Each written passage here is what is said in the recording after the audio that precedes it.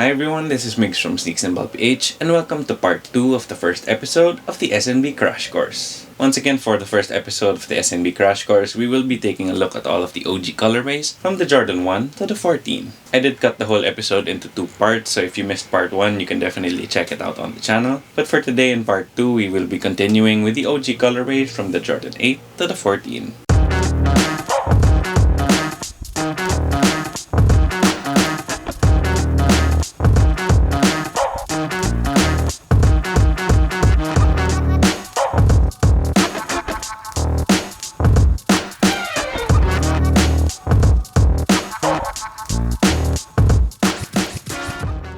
Before we get started, if you do like the video, please make sure to leave a thumbs up down below. Then if you have any comments, questions, or any suggestions for future videos, please feel free to leave them in the comment section down below as well. Then I'll also be leaving a link to the SNB PH Sneaker Hunters Facebook group in the description box. So I do hope you can join us over there because that is a place where we talk about sneakers and basketball quite a bit. And it's also where we have the SNB PH Steel Cabinet, where I take some of my shoes that I no longer use, or some shoes I've reviewed in the past, and put them up for bidding at way below market value. And if you haven't already, please do make sure to sub to the channel because it really does help us out quite a lot. So with that out of the way, just like I said, this is part 2 of the first episode of the SNB Crash Course. So let's get it started with the Jordan 8. The Jordan 8 is actually one of the only Jordans in my collection where I have the complete OG set. And with the first colorway, we have the Jordan 8 Aqua. The Jordan 8 Aqua, in my opinion, is a really beautiful colorway of the Jordan 8 because you do have that simple black Durabuck upper, but you also have some varying shades of gray and that signature midsole that has a pretty nice combination of aqua blue and glittery purple. It definitely is the most striking OG colorway of the Jordan 8 in my opinion, and I'm just really happy that I was able to find a pair because the last time these retroed was in 2015. Then moving on to the next shoe, I think this is the most historically significant Jordan 8, and that would be the Jordan 8 Playoffs. The Jordan 8 Playoffs, as said in the name, is what MJ was wearing in the 1993 NBA Playoffs, and it's also what he was wearing in the 1993 NBA Finals, where he was just completely torching the Suns. I mean, he averaged more than 40 points in those finals wearing these shoes. So with that alone, I think this is a really good shoe to have in your collection. It is pretty simple though, with an all black upper, but of course you have that familiar plastic piece here on the sides with some white, red, and black. You also have that white and red 23 on the cross straps, and in my opinion, that's the best aesthetic detail on this entire shoe. Like I said, if you are an OG collector, this is a nice shoe to have in your collection. The only problem is that it has been a while since this last retroed because it was way back in 2013. Then moving on to the third and last colorway of the Jordan 8, we have the Jordan 8 Bugs Bunny. The Jordan 8 Bugs Bunny is actually my most worn pair of Jordan 8s just because it is a mostly white Jordan 8, so I think it looks really fresh, especially when you throw it on with some really comfy looking clothes like joggers and a loose shirt as well. Like I said, the upper is almost all white, however you do have some very light gray here at the back, and on that signature midfoot graphic, you do have white, black, red, and gray. This is another shoe that I think is very due for a retro because just like the playoff Jordan 8s, these last retroed in 2013. Then for the next shoe, we have the Jordan 9, and sadly I don't have any OG colorways of the Jordan 9, but I definitely wish I did because I do find myself wearing the Jordan 9 a lot more than most. So for the first colorway of the Jordan 9, we have the Jordan 9 Space Jam. This Jordan 9 colorway is most famously known for being on Michael Jordan's feet in the original Space Jam movie. It has that iconic color blocking that they did try to replicate with the University Blue Jordan 9. It does have that signature color blocking with a white upper, black on the midsole and the rand that wraps around the shoe, and a red Jumpman on the side, and red 23 on the heel. This is definitely a super clean colorway of the Jordan 9, and it has the color blocking that a lot of people like. I really also want one for my collection, it's been kinda hard trying to look for those because they last released in 2016. Then for the next shoe, I think this is the most underrated colorway of the Jordan 9, and that's the Jordan 9 Powder Blue. It does have a pretty unique color blocking when you compare it to the other OG Jordan 9s, because instead of having one color for that rand that wraps around the shoe as well as the midsole, you instead have an all-white upper and a white rand wrapping around the shoe, and a nice powder blue on the midsole. I definitely am a big fan of this colorway, and I definitely want to grab a pair, and it's just beyond me why Jordan Brand hasn't retroed this in so long, because the last time these came out was in 2010. Then for the next colorway, it is one of those fan favorites, and that would be the Jordan 9 Olive. The Jordan 9 Olive is definitely one of the more rugged OG colorways of the Jordan 9 because you have black on the midsole, black on the upper, and olive brown on the rand that wraps around the shoe. It definitely isn't my style or what I would prefer, but a lot of people do like that rugged look that this colorway has, and it just kind of further accentuates that boot-like look of the Jordan 9. These also haven't been out in a really long time, and I guess you can see a trend here heard that, some of the other colorways just take super long to retro, but for this one in particular, it did last retro in 2012. Then for the last colorway of the Jordan 9, we have the Jordan 9 Charcoal. The Jordan 9 Charcoal hasn't been retroed since 2010. However, we did get something pretty similar last year with the University Gold Jordan 9, which essentially had the same color blocking with that all-black midsole, the all-black rand, and all-black upper, but they just switched out that red Jumpman for gold. Just like the olive though, this does have a pretty rugged and boot-like look, so it's definitely a good look if you wear this with a sort of winter outfit. Then moving on to the next shoe, we have the Jordan 10. The Jordan 10 does actually have quite a few OG colorways, and that's mostly because there was a sort of city collection or a city pack, which shared pretty much the same color blocking, it's just they had different colors from different teams. So starting off with that collection, we do have the Jordan 10 Orlando. The Jordan 10 Orlando does have a white leather upper, a black tongue and black eye stay area, a black midsole, and hints of blue on the sock liner and the outsole. This is a pretty clean and simple looking colorway, which is definitely the theme of the city collection. It did also retro pretty recently because it came out in 2018. Then for the next shoe, we have the Jordan 10 Seattle. Just like I said, all of these city collection Jordan 10s have the same color blocking, so with the Jordan 10 Seattle, you just kind of switch out that blue from the Orlando and make it that Seattle Supersonic green. I did actually own a pair before, but I actually sold it to my friend Nico, and I do kind of regret it now, but I am definitely gonna be looking for another pair sometime soon. This kind of strange though, because at least where I live, I can't really find a lot of dead stock pairs in my size, which is kind of strange given the fact that this is a shoe that released in 2019, so it did release fairly recently. And then for the next colorway, we do have the Jordan 10 New York. It is basically the same as the Jordan 10 Orlando, however the blue, since it is the New York Knicks blue, is a little bit darker than the blue on the Orlando colorway. I don't think this was a good move though in 1995, just making two colorways that look so similar to each other, and it kinda shows because they did retro the Orlando colorway in 2018, and on the other hand, the Jordan 10 New York has actually never retroed. Then for the next shoe, I think this is one of the colorways that a lot of really die-hard Jordan fans really want to retro, and that would be the Jordan 10 Sacramento. The Jordan 10 Sacramento actually has never retroed, and is also the one Jordan 10 from the City collection that actually kinda changes things up, because you do have that same color blocking, meaning that you have that purple on the outsole as well as the sock liner, but instead of having white leather on the upper, it's black. It would definitely be nice if Jordan Brand retros this sometime soon, especially for those OG Jordan fans, as well as those who really like those Mike Baby PEs of Jordans, because these would fit right in with the theme.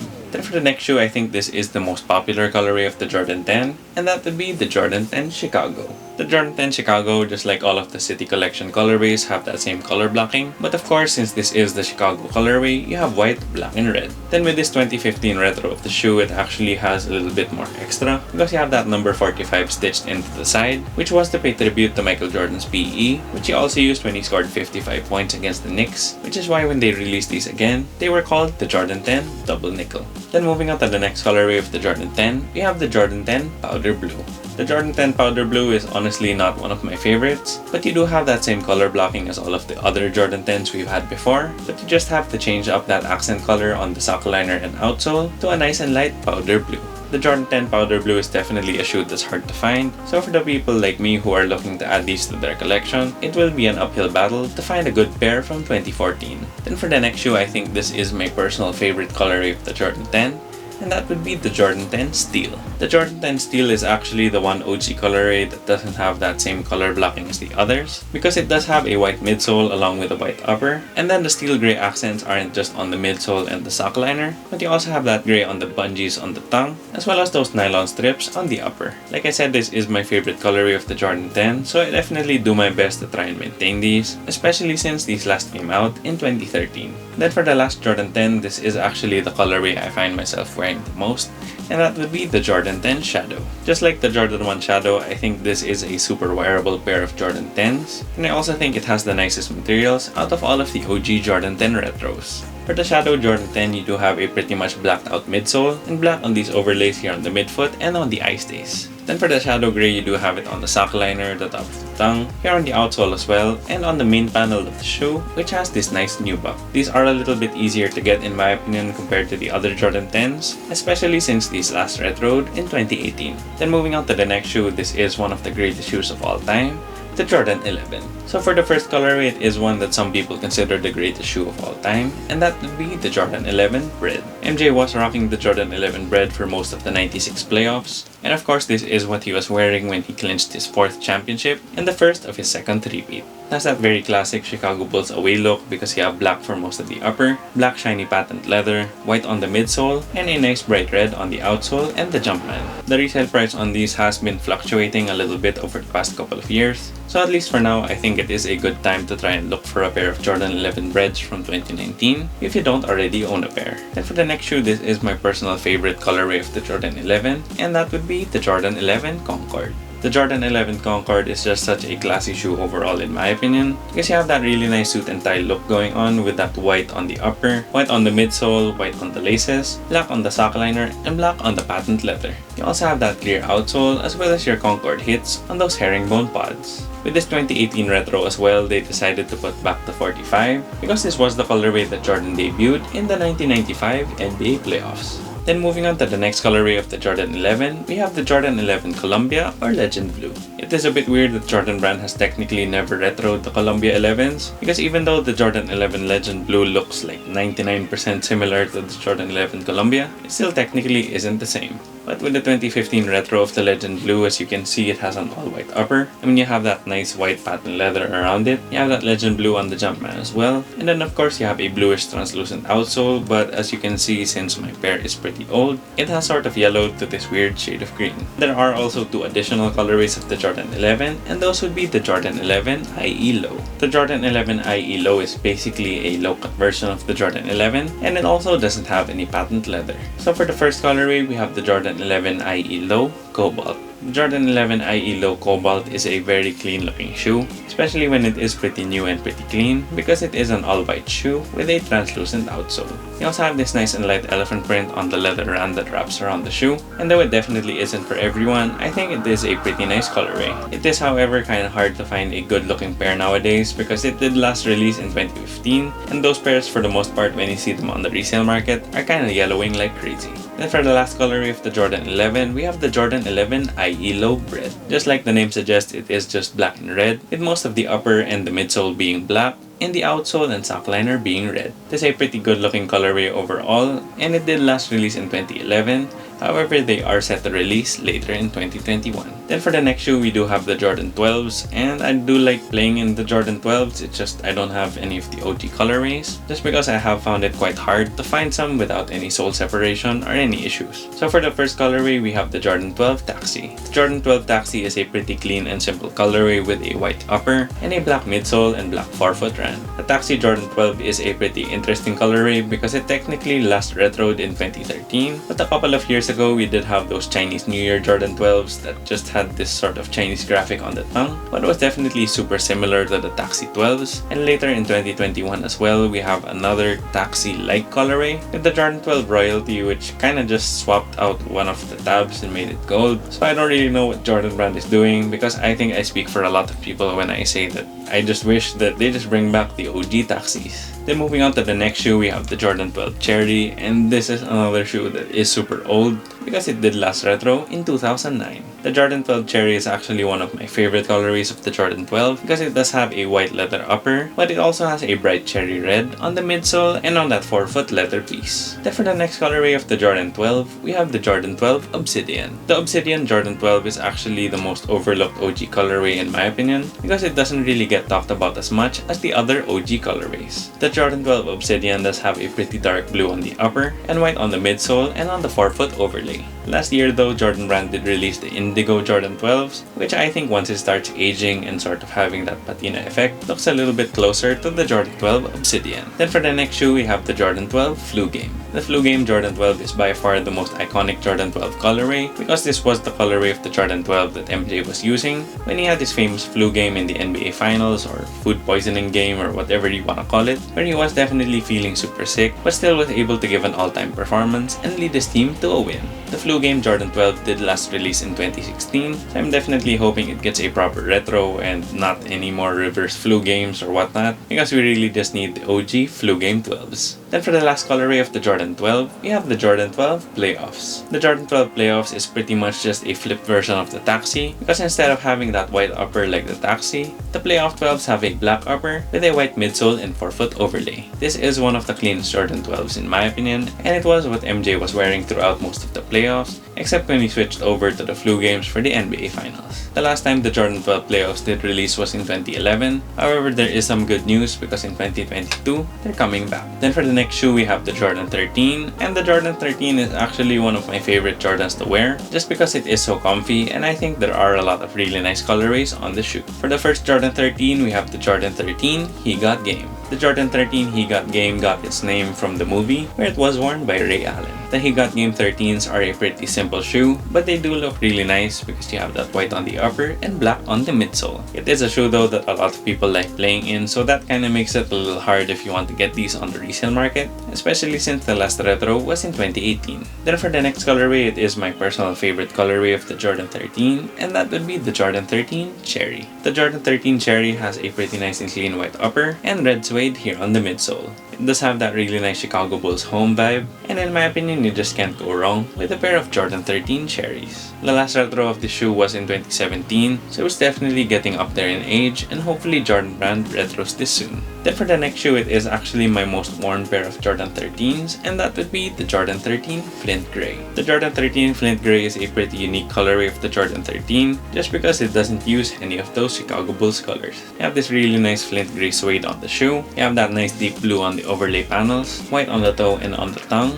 and on the outsole as well. This is definitely a shoe that I'm so glad I hit on retail in 2020, and I think it is a must-have, especially if you're a fan of the Jordan 13. Then for the next colorway of the Jordan 13, we have the Jordan 13 Playoffs. The Playoff Jordan 13s are actually my least favorite colorway of the Jordan 13, just because I think there is too much black and it's too simple, because you have black for the entire upper and midsole, and you just have a little bit of white and red on the outsole. It is a nice colorway to have though if you plan to hoop in your Jordan 13s, because it won't really show a lot of dirt and a lot of wear since it is mostly black. It is a pretty old shoe though, so I would advise everyone who's trying to look for a pair on the aftermarket to just be conscious and to be aware that this shoe did last retro in 2011. Then for the next colorways of the Jordan 13, we have the Jordan 13 Lows. The first Jordan 13 Low is the Carolina Blue Low, which is pretty similar to the Flint Gray Jordan 13, except you don't have any of that Flint Gray suede. You have that pretty much same blue though on the overlays. It is mostly black with a little bit of white on the outsole. With the Jordan 13 Lows, you don't have that panther eye like you have on the mid-cut version, but instead you have a metal Jumpman in its place. And then for the last colorway of the Jordan 13, and my favorite of the two low-cut colorways of the Jordan 13, we have the Jordan 13 Chutney Low.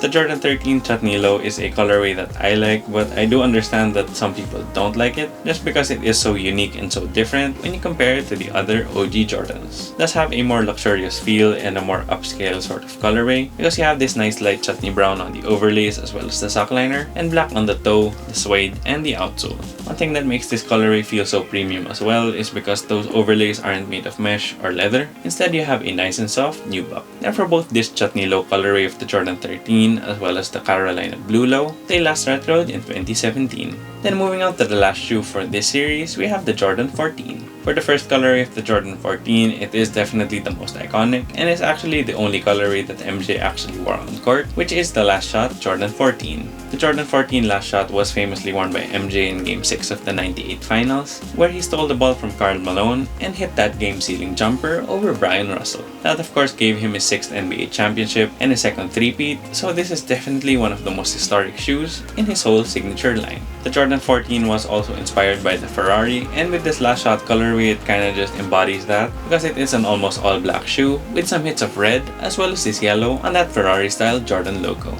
The Last Shot Jordan 14 did last retro in 2018, so every now and then you will find one that just pops up on the resale market. Then for the next shoe, we do have the Black Toe Jordan 14, and I think this is a very clean looking colorway because you have white for the midfoot back and black on the toe part. This is definitely one of the cleaner Jordan 14 colorways, and I think it is just quite a shame that MJ retired a second time, because I think this black toe colorway of the Jordan 14 would have looked really sick on MJ's feet. The Black Toe Jordan 14 did last release in 2014, so it's kinda hard to find a good colorway, but every now and then if you're lucky, you can find a dead stock pair. Then for the next colorway, we have the Jordan 14 Candy Red. The Jordan 14 Candy Red was actually most famously worn by Rip Hamilton, and it does actually kind of build on the success of the Jordan 12 and 13 Cherry, but instead has a Candy Red which is a little bit brighter and a little shinier. But instead they did opt for a Candy Red which is a little bit brighter and a bit shinier as well. It is mostly white though with those red accents like on the teeth, so I think it's a shoe that looks really good both on and off the court, especially when you pair it with some white, some black, or some red.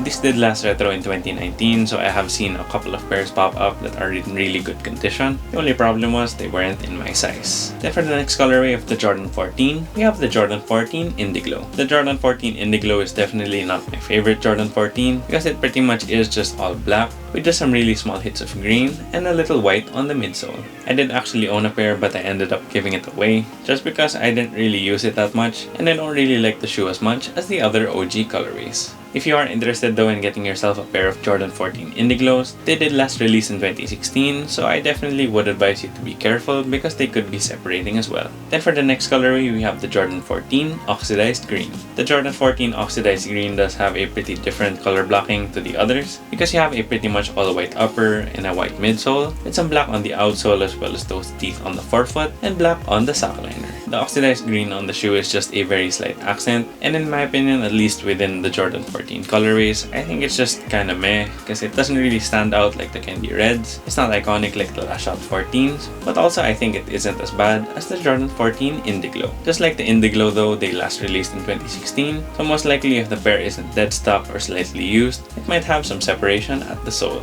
Then for the last three Jordan 14 colorways, we have the Jordan 14 Lows. So for the first Jordan 14 Low, we have the Colombia colorway. The Jordan 14 Colombia is a pretty clean colorway and it actually has a similar look to the Jordan 9, and it actually has a pretty similar color blocking to the Jordan 9 Powder Blue because you do have a white upper as well as a white outsole, but on the midsole as well as the file-on teeth at the forefoot, you have this nice Colombia blue. Unfortunately though, the Jordan 14 Low Colombia has actually never retroed, so your best bet is to go on StockX or GOAT to find yourself a 1999 pair. I hope they do retro them sometime though because it has been around 21 to 22 years. Then for the next colorway, we have the Jordan 14 Low Laney. The Jordan 14 Laney has actually inspired the other colorways like the Laney Jordan 1, but with the Jordan 14 Laney, it does have a pretty interesting color and color blocking because you do have a black toe and a black tongue, but for the rest of the upper, you have this deep royal blue, and then you have white on the midsole as well as those teeth on the forefoot, and then you have black again on the outsole. The Laney Jordan 14 Low is definitely an interesting colorway, and it's actually one that I would really like to add to my collection. It is a bit hard though to find a good pair. I mean, I did find a pair in my size, but it was yellowing, but that is to be expected because it did last release in 2015. Then for the last colorway of the Jordan 14, we have the Jordan 14 Low Ginger. The Jordan 14 Low Ginger is kinda like a modified version of the Chutney Low Jordan 13s because you do have that lower cut Jordan 14 look, and you have this nice and light ginger brown on the upper, but you have a white toe and white midsole. You also have some black on the shoe as well, like on the outsole and on the tongue. The Jordan 14 Low in the ginger colorway is pretty much the same as the Colombias, just because they haven't retroed, and since the colorway is super interesting, I really hope the Jordan brand does bring these back sometime soon. So there you have it guys, those were all of the OG Jordan colorways from the Jordan 1 to the Jordan 14. Admittedly, it was pretty long. I mean, I did cut these into two parts and they still were kinda long on their own, but of course I do hope you did learn something from this first episode of the Crash Course, and definitely leave a comment down below on what you want to see on episode 2. So once again, if you haven't already yet, please make sure to subscribe to the channel and click that bell icon for notifications. It would help us out a lot. Here at Sneaks and Ball, PH.